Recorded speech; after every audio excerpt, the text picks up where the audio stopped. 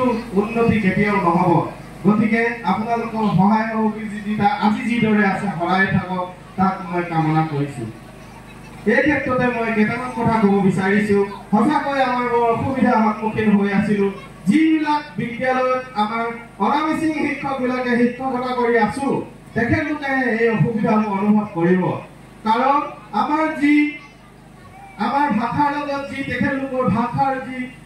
বিভেদ সেই বিভেদৰ কাৰণে আমি দিবলগীয়া শিক্ষাবিলাক তেওঁলোকক দিব পৰা নাছিলো বহু কষ্ট কৰিবলগীয়া হৈছে অৰ্থাৎ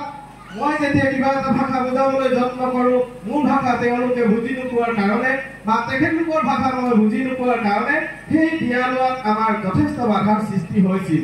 কিন্তু এতিয়া মই ভাবিছো আমাৰ এজন সন্মানীয় ছাৰ নবীন কামাল ছাৰ আমাৰ বিদ্যালয়ত সদ্যহতে নিযুক্তি দিছে তেখেতে সেই সমস্যাবোৰ পৰা আমাক অন্ততঃ নিৰাময় কৰিব তাৰ পাছত আমি যিখিনি কৰণীয় আমি কৰি যাম সঁচাকৈ বৰ উল্লেখনীয় বা চৰকাৰৰ উল্লেখনীয় পদক্ষেপ লৈছে লগতে মই এইটো কথা কওঁ যে আমাৰ যি অভিভাৱকসকল ইয়াত উপস্থিত আছে আপোনালোকেও এটা কথা লক্ষ্য কৰিব শিশুজনক কেৱল বিদ্যালয়লৈ পঠিয়াই আপোনালোকে দায়িত্ব নাসামৰিব